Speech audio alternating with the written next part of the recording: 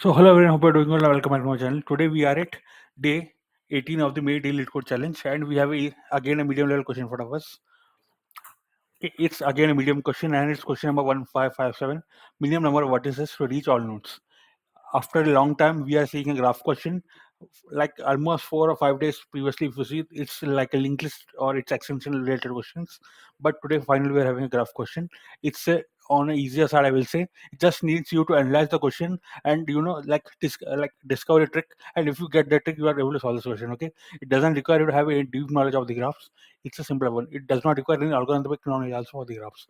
If you are a beginner, you can definitely try this kind of graph questions. Okay, it does not require any algorithmic learning for you. Okay. So what the question is, see, we are given a directed acyclic graph. Okay, if you are a beginner, please pay attention to these words. Okay, what these words means. Okay, acyclic graph. Okay, what it means is there is a guarantee that it will never form a cycle anywhere. Okay, that means see, acyclic means there will see there whenever I think of acyclic, one word which comes to my mind is a DAG. Okay, DAG, direct acyclic graphs. Okay, when you think of this, the another thing which comes to my mind is okay, topological sorting. Okay, so there will be a topological sorting possible in this kind of graphs. Okay, there will never be a case where like a cycle comes in between. Okay, or an endless loop comes in between. There will never be a case. Okay, so what the question is, we are given n vertices. Okay, they are numbering it from 0 to n minus 1, and the array edges is given. Okay, this is the array edges. So you can just see what are the inputs given, and n is given to us, which refers to number of nodes. Okay, 0 to n minus 1, and the edges array is given. How to interpret the edges array they have mentioned here. Okay, edges y means it's like a edge from this is the from index, and this is the to index. Okay, so it's coming from of I to 2 of I. Okay, represent a directed edge from this is not a undirected. Remember one thing, these things are very important when you solve a question. It's not a undirected one, it's a directed one. Okay, directed is from I to node to I. Okay, find the smallest set of vertices from which all nodes in the graph are reachable. Okay, it's guaranteed that a unique solution exists. Notice that you can get the vertices in any order. Okay? What they are trying to say is we need to find a set of vertices from which uh, all the nodes of the graphs are reachable. Okay, for example, C, the answer here is 0, 3. Let us track it backwards how it's the answer. C. If I start from 0, I am able to reach 1, I am able to reach 2, and I am able to reach 5. Okay. From 0, you can reach 1, 2, and 5. Okay. Now to reach 4, I need to go to 3. Okay. So if you are starting from 3, again you can reach 4 and 2 and 5 also, which are obviously reachable from 0. Okay. So we need at least 0 and 3. Then we can reach any node, because from there we can come to a node, other nodes which are like connected to each other. Okay, so that is the basic answer. So the see, the answer has to be the smallest possible. Okay, the smallest set, yeah, the smallest possible set of vertices from which all nodes are reachable. Okay, yeah, so that is the basic answer. Like how to approach this question and how to solve this question. See, let us start, see what special you are seeing about 0 and 3 here. Okay, let us see about other nodes first. See, one, why can't one be in the answer? Okay, why can't one be in the answer? You can clearly see, to come to 1 we need to go to 0. Okay, similarly if you talk about 2, see, from 2 we can reach 5. That is advantage, that is okay. But to reach 2 itself you need to come from some other node. Okay, that is the basic idea. So what we can conclude is nodes which do not have any directed edge coming to it. Okay, for example, see, you see 0, there is no edge coming to 0. Okay, there are edges going out of 0, but there is no edge coming to 0. Similarly in the case of 3, there is no edge coming to 3. Okay, there is a one edge coming out of 3, but there's no edge coming to 3. So 3 should always be included. Okay, that is the basic idea here. That's what we are going to do. And in technical terms, if you are a beginner, let me tell you this. In technical terms, we call it as the in degree of a node. Okay, what is the in degree of a node? In degree means how many edges are coming towards the node. Okay, towards, that means that arrow which you're seeing here, right? That should be towards the node. Okay, for example, this arrow which you're seeing here, right? It's towards 2, right? So the in degree of 2 in this case is 2. Similarly, in degree of 1 is 1. In degree of 4 is 1. In degree of 5 is 1. In degree of 0 is 0. In degree of 3 is 0, because there is no node coming towards 3. Okay, that is the basic idea. What we'll do is we'll find the in degree of each and every node. Okay, once we realize that in degree of a particular node is 0, we will include it in our answer. Okay, that is what we are going to do. Let us see how we are going to code it.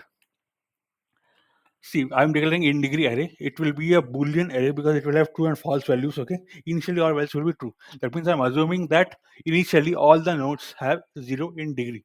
Let's see how it works. Okay, so I'm having 0 to n minus 1 nodes. Sorry, 0 to 1 minus 1 elements in this particular in degree 0 array. Initially all of them are true. That means I'm assuming that as a starting all the nodes have a 0 in degree. Okay, so then I'm going iterating through the edges array. As I said, I already told you how to interpret it. Okay, it refers to a from and to. Okay, now see the case here.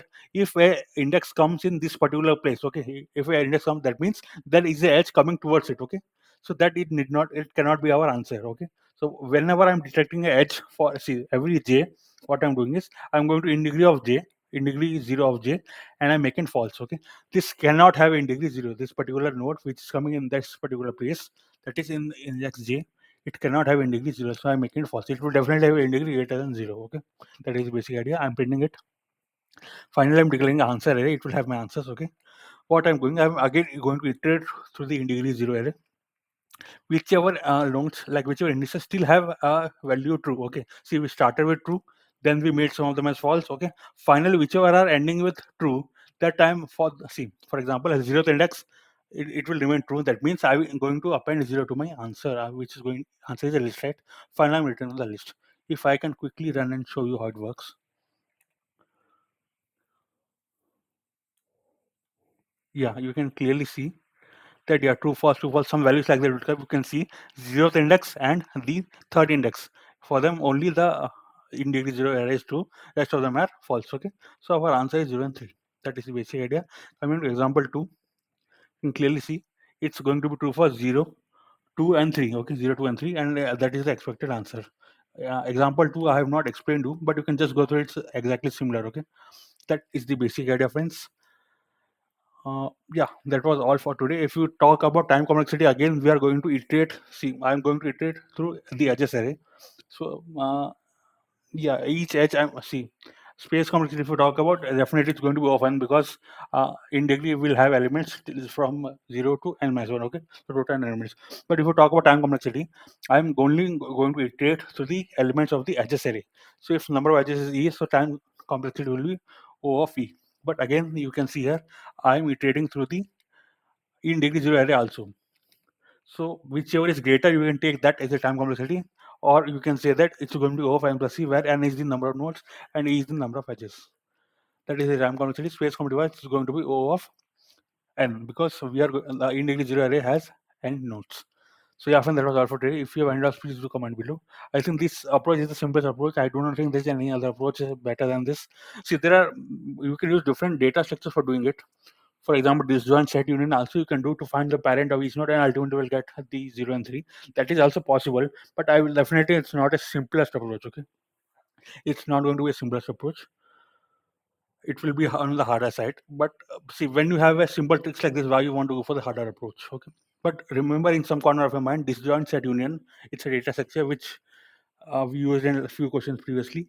That also can be worked here. Okay, so yeah, fine, that was all for today. If you have any doubts, please do comment below. And I don't think you will have a better approach, but if you have, then also please do comment below. Let us discuss it further. Okay, so yeah, friends, that was all for today. Thanks a lot.